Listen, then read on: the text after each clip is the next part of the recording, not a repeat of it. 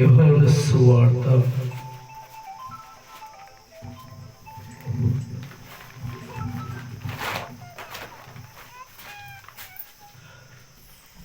11 లేఖనముల నుండి యోహాను సువార్త 11వ అధ్యాయము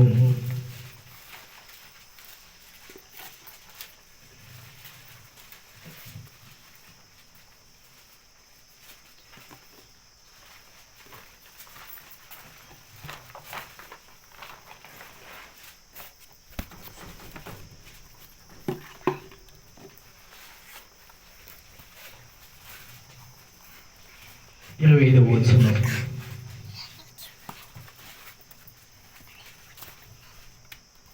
చదవండి బిడ్డలారా, ప్రేమతో చదివి వినిపించి సహాయపడమని ఉపయోగపడుతున్నాను. అందుకు యేసు పునరుద్ధానము జీవమున నేనే, నా యందు విశ్వాసముంచువాడు చనిపోయినను బ్రతుకును, బ్రతికి నా యందు విశ్వాసముంచు ప్రతి వాడును ఎన్నటికీ చనిపోడు. ఈ మాట నమ్ముచున్నావా? ఈ మాట నమ్ముచున్నావా? దేవుడు మిమ్మల్ని అడుగుచున్నాడు, ఈ మాట నమ్ముచున్నావా? ఒక ఉపమాన రీతిగా మీకు కొన్ని మాటలు తెలియచేయాలనుకుంటున్నాను. ప్రేమటి బిడ్డలారా, బేతానయ్య అనే గ్రామంలో ఒక అక్క, ఒక చెల్లు, ఒక తమ్ముడు ఉన్నారు. అయితే యేసయ్య అంటే చాలా ఇష్టం. యేసయ్య కోసము పరిచర్య చేసేవాళ్ళు అన్నమాట. యేసయ్య అంటే ప్రాణం ఇచ్చేవారు అన్నమాట. యేసయ్యని ఇమ్మానుయేలు దేవుడిగా, అలాగే పరమ వైద్యుడుగా, జీవం కలిగిన దేవుడుగా, చీకటి బతుకులని వెలిగించే గొప్ప దేవుడుగా ఆ కుటుంబాన్ని నమ్ముతుంది. అందుకే యేసు దగ్గర ఉండి పరిచర్య చేస్తూ ఉండేవారు అన్నమాట. వారు ఎవరనగా మార్తా, మరియా, లాజరు. అయితే 11వ వచనంలో చెప్పబడుతున్న మాట, 5వ వచనంలో చెబుతున్న మాట చదవండి. యోహాను సువార్త 11:5వ వచనం. యేసు మార్తను ఆమె సహోదరి, అంటే ఎవరంటే మరియమ్మ, తర్వాత లాజరును ప్రేమించును. యేసు కూడా మార్తను, మరియను, లాజరును చాలా ప్రేమించాడు. ప్రేమని బిడ్డలారా, అయితే ఒక దినమున, ఒక రోజు ఆ ఇంటికి పెద్ద దిక్కుగా ఉన్న లాజరు అనారోగ్యంతో బాధపడాల్సిన సమయం వచ్చింది. అనుకోకుండా ఒక రోగం వచ్చింది. బహుశా వైద్యుల వల్ల కానేది. వైద్యులు కూడా చేతులు ఎత్తేసారు, ఈ రోగాన్ని మేము మాయ చేయలేము, ఈ రోగాన్ని మేము కరిగించలేము. వాళ్ళు కూడా చేతులు ఎత్తేసారు. అయినప్పుడు కూడా ఆ మరియకు, ఆ మార్తకు, వాళ్ళిద్దరికి ఒక విశ్వాసం ఉంది. ఏ విశ్వాసం అంటే ఒక ధైర్యం ఉంది. ఏ ధైర్యం అంటే మాకు యేసు ఉన్నాడు, మా పరమ వైద్యుడు ఉన్నాడు, మాకు జీవము కలిగిన పరిస్థితులు మాకు ఉన్నాడు అని ఒక విశ్వాసం వాళ్ళు ఉన్నది. అయితే వీళ్ళు ఏం చేశారంటే ఒక వర్తమానం పంపుతున్నారు. ఎక్కడికంటే యేసయ్య దగ్గరికి. ఏమని వర్తమానం పంపించాడంటే, నీ ప్రేమించుచున్న లాజరు అనారోగ్యంతో బాధపడుతున్నాడు. ఏంటంట? అనారోగ్యంతో బాధపడుతున్నాడు అని సెలవిచ్చగా, అంటే యేసు ఆ ప్రాంతానికి రావాలి. ఏ ప్రాంతం చెప్పండి, ఏ గ్రామం చెప్పండి? మీరు దేవుడి మాటలు వింటున్నారు కదా, ఏ గ్రామం చెప్పండి? బేతనైన గ్రామం. ఆ గ్రామానికి రావాలి యేసయ్య. అయితే వీళ్ళు మార్తా మరియా ఎదురు చూస్తూ ఉన్నారు. వస్తాడేమో యేసయ్య వస్తాడేమో, ఇతనికేమో ఆరోగ్యం క్షీణించిపోతుంది, మరణ దినానికి దగ్గరలో ఉన్నాడు. ఎవడు? లాజరు. అయితే ఆయనకి యేసయ్య వస్తాడని ఎదురు చేసి తర్వాత కొన్ని దినాల దాకా యేసయ్య రాలేదు. అయితే లాజరు మృతి పొంది ఉన్నాడు. బిళ్ళారా, వాళ్ళు ఎదురు చూసింది ఏంది? వాళ్ళ ఆలోచన ఏంది? మార్తా మరియా విశ్వాసం ఏంది? యేసయ్య వస్తాడు, నా తమ్ముడు బతుకుతాడనే నమ్మకం, ఒక విశ్వాసం మళ్ళా ఉందా? ఆలోచన చేయండి. అదే విశ్వాసము మార్తకు మరియకున్న విశ్వాసము మనకు ఉన్నదా? దేవుడు ఈ కార్యము చేస్తాడు, ఈ గాయాన్ని మార్పిస్తాడు, ఈ రోగిని బాగు చేస్తాడు, ఈ సమస్యను సతమవుతున్న మనము సమస్యని బాగు చేస్తాడని ఎవరికైనా మనకి విశ్వాసం ఉండదా? మార్తా మరియ వలె మనకు విశ్వాసం ఉందా? అయితే ప్రేమని దేని బిడ్డలారా, ఎదురు చూసి మృతి పొందిన తర్వాత లాజరు కొంత దూరాల ప్రాంతానికి వెళ్ళి ఒక గృహలాగా ఉన్న సమాధి దగ్గరికి వెళ్ళి ఆయన్ని అక్కడ పూడ్చిపెట్టి రాయి పగిలించి వచ్చారన్నమాట. అయితే యేసు 4 దినముల తరువాత, పెద్దగా దూరం లేదు ప్రేమని పిల్లగా, ఆ బేతనియ గ్రామానికి 3 కిలోమీటర్లు మాత్రమే. కానీ దేవుడు మహిమపరచబడాలి, తండ్రి మహిమపరచబడాలి, దేవుడు గణపరచాలని యేసయ్య యొక్క ఉద్దేశం. మృతి పొందిన వాడు ఏమన్నా లేఖనాలు ఏం చెప్పబడుతుంది? చదవండి. 11వ వచనం, 25వ వచనం, 11, 25 వచనంలో ఏం చెప్పబడుతుంది మాట చదవండి. అందుకే యేసు పునరుద్ధానమును జీవమును నేనే, నా యందు విశ్వాసం ఉంచువాడు చనిపోయినను బ్రతుకును. ఈ మాట, ఈ వాగ్దానము నెరవేర్చడానికే దేవుడు అక్కడ వాడుకోబోతున్నాడు. ఆమేన్. నీ జీవితంలో కూడా దేవుడు ఒక గొప్ప కార్యం చేయాలన్న ఆలస్యంగా అవుతాడు. అద్భుత రీతిగా దేవుడు కార్యం చేయబోతున్నాడు. ఆమేన్. దేవుడికి మహిమ కలుగును గాక. అయితే ఇప్పుడు మార్తా మరియా మనలాంటి వాళ్ళు యేసయ్య వచ్చే సమయము ఆసన్నమైంది. సమాధిలో ఉంచి 4 దినములైంది ప్రేమని పిల్లలారా. అయితే అప్పుడు యేసయ్య వచ్చాడు. ఆ పరిస్థితుల్లో నువ్వేమని మాట్లాడుతావు? దయచేసి మీరు చెప్పండి, నోరు విప్పండి.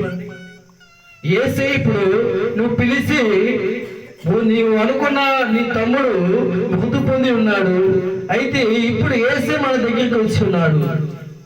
యేసయ్య దగ్గరికి వచ్చినప్పుడు మనం ఎలా అడుగుతాము? అయ్యా, నీ కోసం మేము ఎదురు చూసి నా తమ్ముడు మృతి పొంది ఉన్నాడు, మేము పోగొట్టుకున్నాము, మిమ్మల్ని నమ్ముకుంటే ఇదేనేమో అని చెప్పి మాట్లాడతామా? విశ్వాసం మూలంగా మాట్లాడి, అయ్యా నువ్వు ఇక్కడ ఉంటే నా తమ్ముడు బతుకుతాడేమో అని నువ్వు ఆలోచన చేస్తావా? ఏ విధంగా ఆలోచన చేస్తావు? ప్రేమని బిడ్డలారా, మీరు తెలియజేసుకోండి మీ హృదయములో. యేసయ్య ఆయన వచ్చాడంటే అద్భుత రీతిగా దేవుడు కార్యం చేయబోతాడు. ఆమేన్. దేవునికి మహిమ కలుగును గాక. ఒకవేళ నువ్వు కూడా చేయి జారిపోయే స్థితిలో ఉన్నావేమో, నీ జీవితంలో యేసయ్య కార్యం చేయాలి, నీ జీవితంలో కూడా దేవుడు కార్యం చేయాలి. ఏదో ఒక అద్భుతం జరగాలి ప్రియమైన బిడ్డలారా, ఏదో ఒకటి అద్భుతం జరగాలి నీ జీవితంలో. ఎందుకంటే దేవుడి పక్షాన, దేవుడి తరపున నీ విశ్వాసం ఉన్నావు. దేవుడు నా పక్షాన కార్యం చేస్తాడు. నా సమస్యలు, నా బాధలు, నా ప్రాణము దేవుడు సహాయం చేస్తాడని ఒక విశ్వాసం నీలో ఉన్నప్పుడు, నీ బాధ ఎంత బాధ ఉన్నా సరే, ఎంత సమస్య ఉన్నా సరే, ఎంత వేదన ఉన్నా సరే, నువ్వు భయపడవు, నువ్వు ధైర్యంగా ఉంటావు. ఎందుకంటే నీలో ఉన్నవాడు పరిశుద్ధుడు, నీలో ఉన్నవాడు పరిశుద్ధుడు, నీ దేవుడు నమ్మదగిన దేవుడు. ఆమేన్. అయితే దేవుని మీద ఆధారపడి ఉన్నావేమో. అయితే దేవా కరుణించు, నా జీవితంలో ఉన్న ఈ సమస్యను తొలగించండి, నీకు అసాధ్యమైనది ఏమీ లేదు ప్రభువా, నా జీవితంలో కూడా ఈ గొప్ప కార్యము చేయండి అని నువ్వు ప్రభుని అడిగినప్పుడు దేవుడు నీ కార్యము చేయకుండా ఉండనా? ఆలస్యమైన సరే నీ జీవితంలో గొప్పగా కార్యం చేస్తాడు. ఆమేన్. దేవునికి మహిమ కలుగును కాక. అయితే అంత అయిపోయింది అనుకున్న సమయాన యేసయ్య వచ్చాడు. ఏమైంది? అంత అయిపోయింది. లాజరు చనిపోయాడు, మృతి పొందినాడు, పాతి పెట్టాడు, రాయి బొర్లించాడు. అంత అయిపోయిన సమయాన్న యేసయ్య వచ్చాడు. చాలా నష్టం జరిగిపోయింది. లాజరు చనిపోయాడు. ఇప్పుడు ఏమి చేస్తాడని నువ్వు అనుకుంటున్నావు? యేసయ్య ఏమి చేస్తాడని నువ్వు అనుకుంటావు? ప్రియమైనదిగా నిజంగా మనం ఆలోచన చేసే విధానం అయితే గొప్ప సంఘటన జరిగింది. యేసయ్య వస్తాడని కానీ రాలేదు, కానీ ఇతను మృతి పొంది ఉన్నాడు, చేజారిపోయింది జీవితం. కానీ మార్త మరి అలా ఆలోచన చేయలేదు. యేసయ్య నువ్వు ఇక్కడ ఉండి అడలా నా తమ్ముడు బ్రతుకుతాడేమో అని ఆశపడి ఉన్నారు. ప్రియమైనదిగా అలాంటి విశ్వాసం, అలాంటి జీవితం నీలో ఉండాలి, మనలో ఉండాలి. అయితే ఆ ప్రాంతం అంతా చీకటి అలుముకున్న కన్నుల వెలుగు నింపబడింది. ఏంది? చీకట్లో బాధలో ఉన్న వారు వెలుగులో నింపబడ్డారే. వాళ్ళ కన్నుల్లో ఆనందం వచ్చింది. ఏంది? లాజరు సమాధి నుండి బయటికి రా. ఆ లాజరు బయటికి రాగానే ఒక్కొక్కడు మొహముల ఆనందం, వాళ్ళ కళ్ళల్లో ఆనందం, వాళ్ళు చిరునవ్వు వికసించిపోతున్నాయి. వాళ్ళ ఆనందానికి హద్దు లేవు. వాళ్ళకి తెలుసు మార్త మరియమ్మ యేసయ్య ఇక్కడ ఉంటే మృతిపోయిన నా తమ్ముడు కూడా పునరుద్ధరణ అవుతాడని. దేవునికి మహిమ కలుగును గాక, దేవునికి స్తోత్రములు కలుగును గాక. ప్రియమైన బిడ్డలారా, ఈ రోజు నీ స్థితి ఎంత దిగజారిపోయి ఉన్నప్పటికీ, నీ బ్రతుకు ఎలా పాడైపోయినా ఉన్నప్పటికీ, నీ ఆశలు ఎంతగా నిరాశపడినప్పటికీ, అయితే దేవుడు ఒక వాగ్దానం చేశాడు. ఆ వాగ్దానం ఏంది? మార్త మరియకు ఇచ్చిన వాగ్దానము ఇక్కడ యేసు ప్రేమ ప్రార్థనశాలలో మనందరికి ఒక వాగ్దానం ఇవ్వబోతున్నాడు. ఆ వాగ్దానం ఏంటంటే యోహాను సువార్త 11:25 అందుకు యేసు పునరుద్ధానములోనే జీవమును నేనే, నా యందు విశ్వాసముంచువాడు చనిపోయినను బ్రతిక నా యందు విశ్వాసముంచువాడు ప్రతివాడు ఎన్నటికీ చనిపోడు. ఈ మాట నువ్వు నమ్ముచున్నావా? ఇప్పుడు దేవుడు నీ జీవితంలో కార్యం చేయబోతున్నాడు. సమస్యలతో సతమవుతున్న, బాధపడుతున్న నువ్వు, దేవుడు నీ జీవితంలో కార్యం చేయబోతున్నాడు. ఎలాగంటే మార్త మరి అన్న విశ్వాసము నమ్మకము నీలో ఉంటే దేవుడు నీ జీవితంలో గొప్ప కార్యాలు చేయబోతున్నాడు. నీ హృదయానికి చెప్పుకోవాలి. ఏమని చెప్పుకోవాలి? నీ హృదయానికి చెప్పుకోవాలి, యేసయ్య మీద ఆధారపడమని. దేవునికి స్తోత్రం కలుగును కాక. ఏమని చెప్పాలి? మీ హృదయానికి యేసయ్య మీద ఆధారపడు అని చెప్పాలి. నీ కంటికి చెప్పుకో, నీ కంటికి చెప్పుకో. ఏమని? నీ కన్నిటిని నాట్యంగా మార్చిపోతాడు. దేవునికి మహిమ కలుగును గాక. ఆమేన్. అయితే నీ గాయపడిన హృదయానికి చెప్పుకోమంటున్నాడు. నీ గాయపడిన హృదయాన్ని, గాయాన్ని మాన్పించేవాడు నేను ఉన్నానని చెప్పమంటున్నాడు. దేవునికి మహిమ కలుగును గాక. దేవునికి స్తోత్రములు కలుగును గాక. అయితే నువ్వు నమ్మదగిన దేవుడు, నిజమైన దేవుడు, ఆయన సర్వశక్తిమంతుడైన దేవుడు, ఆయన నమ్మకమైన దేవుడు, సర్వ సృష్టికి కారణభూతుడైన దేవాది దేవుడైన మా పరమ వైద్యుడు మనకు తోడుగా ఉన్నాడు. ప్రేమైన దీని బిడ్డలాగా.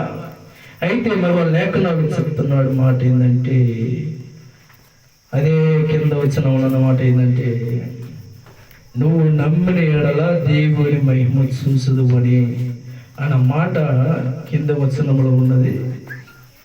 అది కూడా 40వ వచనంలో ఉన్నది. ప్రేమడిన వల్ల చదవండి, వినిపించండి ప్రేమడిన బిళ్ళగా. యోహాను సువార్త 11:40 వచనం. అందుకు యేసు, నువ్వు నమ్మిన ఎడల దేవుని మహిమ చూతువని నేను నీతో చెప్పలేదా అని ఆమెతో చెప్పును. ఈ రోజు నువ్వు నమ్ముతున్నావా? నువ్వు దేవుడి ఎందుకు విశ్వాసం ఇస్తున్నావా? ఈ రోజు దేవుడు అందరి పక్షాన దేవుడు గొప్ప కార్యం చేశాడు. అలాగే అక్క, ఆమె జీవితంలో కూడా దేవుడు గొప్ప కార్యం చేశాడు. అక్క జీవితంలో, మన జీవితంలో దేవుడు గొప్పగా కార్యం చేస్తాడు. అయితే మనం నమ్మాలి, మనము విశ్వసించాలి. మాట ఎలాగ మనం ఆలోచన చేయాలి. యేసు ఒకవేళ ఇక్కడ ఉంటే నా తమ్ముడు బ్రతుకుతాడేమో అని విశ్వసించాలి.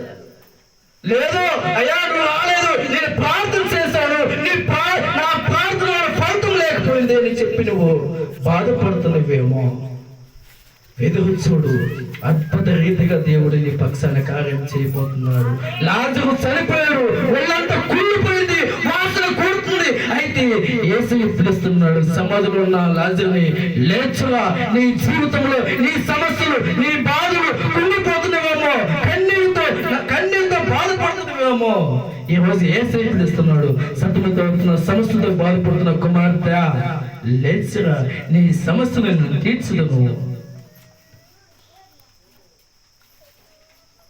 మన దేవుడు అంత గొప్ప దేవుడు అండి. దేవుడు ఒక మాట నాకు చెప్పమన్నాడు, సృష్టి ఆరంభం గురించి చెప్పమన్నాడు. దేవుడు ఉదయాన్నే నేను అడిగాను, ప్రభు దాని గురించి చెప్పమంటావా అని అడిగినప్పుడు కొంత సమయం, అసలు దేవుడు ఉంటే మనకెందుకు సమస్యలు, మనకెందుకు బాధలు అని విషయం కూడా దేవుడు నాతో మాట్లాడుతున్నాడు. పిల్లగా అయితే ఈరోజు దేవుడు దీని గురించే మాట్లాడమన్నాడు నాతో. కుటుంబాలు సతమతం అవుతున్నాను, సమస్యతో బాధపడుతున్నాను, వేదనతో కుంగిపోతున్నాను, పైగా నవ్వుతూ ఉన్నా కూడా లోపల అంతరంగంలో వేదనతో కుంగిపోతున్నారు నాకు దేవుడు తెలియజేస్తున్నాడు. కాబట్టి ఆకలితో అలపడిస్తున్నావేమో, నీ దేవుడు నీకు తోడుగా ఉన్నాడు. ఆమేన్, ఆమేన్, ఆమేన్. దేవుడికి మహిమ కలుగును గాక. అలాగనే మనము మెలకువగా ఉండి ప్రార్థన చేయాలి. ఒక సహోదరుడు మన సంఘములోనే యేసు ప్రేమ అధ్యక్షులు గారు, సాలమరాజు గారు ప్రతి దినమున వేకువసమని 5 గంటలకి ఫోన్ చేస్తారన్నమాట. ఎందుకంటే ప్రార్థన చేసుకోవడానికి. కొన్ని దినాలు నేను దాంట్లో పాల్గొనలేదు, ఎందుకంటే కొన్ని ఇబ్బందులు నేను ఎదురయ్యాను. నాకు పని దగ్గర దాని గురించి ఆలోచన చేస్తున్నాను. ఇప్పుడు లేదు ఈ బాధ లేదు, నాకు ఇప్పుడు లేదు. నా పని దాటి వేరు పడిపోయింది, ఇంతవరకు లేదు. పని అంతా అయిపోయింది, ఇంక ఫైనల్ చేయాల్సిన టైం. ఆ సమయమున నేను 2 రోజుల సమయం కోరి ఉన్నాను. వారు నాకు అవకాశం ఇవ్వలేదు. ఎందుకంటే నా దగ్గర మనుషులు కొద్దిగా ఉన్నారు, కొంచెం సమయం అని అడిగారు. కానీ వాళ్ళు ఏమని పుట్టించారంటే డబ్బులు మొత్తం తీసుకొని విడిచిపెట్టిపోయారు అని వాళ్ళు పుట్టించారు. కానీ నా దేవుడు నమ్మదేవుడు దేవుడు కదా, ఆ మాట ఎవరు నమ్మలేదు. ఎందుకంటే ఇంతవరకు ఎప్పటికీ నాకు ఈ మాట ఇప్పుడు రాలేదు. నేను దేవుని పక్షాన నమ్మదగిన వాడిని, విశ్వాసం మూలంగా జీవించువాడిని.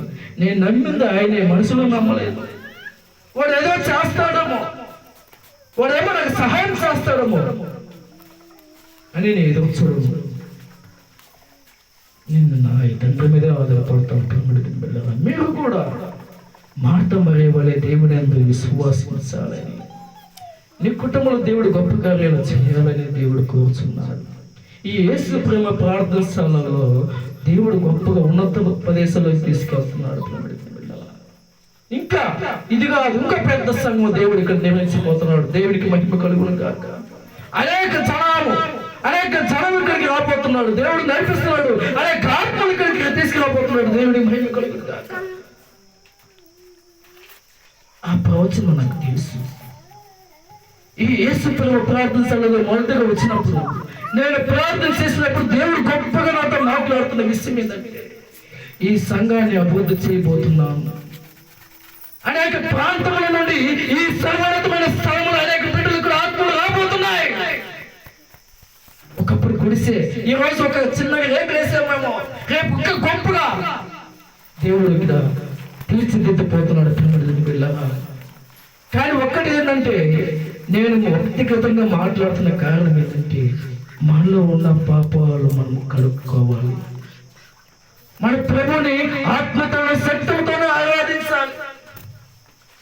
నిజంగా నువ్వు దేవుని నమ్మాలి. నామకార్థ క్రైస్తవుడు కాదు, నిజమైన క్రైస్తవుడుగా నువ్వు ఉండాలని దేవుడు ఒక ప్రణాళిక. ఇదే నా ఆశ దేవుడి ఉంది. ఆమేన్. మన అయ్యగారు కూడా అదే ఆలోచన. సంఘము బాగుపడాలి, గ్రామం బాగుపడాలి, అనేక బిడ్డలు దేవుళ్ళు నడవాలి, నశించిపోయే ఆత్మలు దేవుడి దగ్గర రావాలి, మోకరించాలి, ప్రార్థన చేయాలని ఒక దుర్సంకల్పం ప్రమాదిని బిడ్డగా మీరు చూస్తున్నాడేమో. యేసు ప్రేమ ప్రార్థనశాలలో ఒకప్పుడు చిన్నది గుడిసె, హేళన చేశారు, బాధ పెట్టారు, మనసులు గాయపరిచారు మనదిని బిళ్ళగా. అయితే ఈ సంఘంలో మేము మోకరించి ప్రార్థన చేస్తాం. దేని గురించి తెలుసా? బాప్టిస్ట్ పాలెం సంఘం గురించి, యవనస్తుల గురించి. మితిమిరిపోతున్నారు యవనస్తులు, అర్థం కాకుండా ఎలాంటి చూస్తున్నారు. చిన్న వారికి తెలిస్తే మందు, కంటికి చూడలేని చూస్తున్నారు. చాలా బాధ కలుగుతుంది. దీని విషయం చాలాసార్లు అయ్యగారు మేముతో చాలా డిస్కషన్ చేసి సంఘంలో ప్రార్థన చేయాలి. అయ్యారు ప్రార్థన చేయాలి. మనమందరం గ్రామం బాగుపడాలి. ఇంకో విషయం చెప్పాలంటే, అది చెప్పాలో నాకైతే తెలియదు, కానీ కొన్ని విషయాలు కూడా నా చెవులో పడ్డాయి. ఆ మాట విడిగానే చాలా బాధ కలిగింది. ఆ మాట వినగానే చాలా బాధ కలిగింది.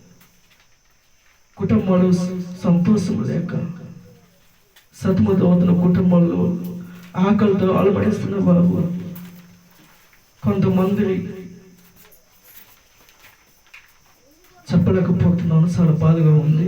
వాళ్ళ గురించి మనం ప్రార్థన చేద్దాం. వాళ్ళు కూడా మన సంఘానికి వచ్చి మోకరించి ప్రార్థన చేయాలి అని నా ఆశ, నా తప్పులు అంతే. దయచేసి మీ మనసును గాయపరిచినట్లయితే ప్రభు పేరిట సమాపణ కోరుచున్నాను. దేవుడి 2 మాటలు దేవుడు దీవించి ఆశీర్వదించును గాక. ఆమేన్.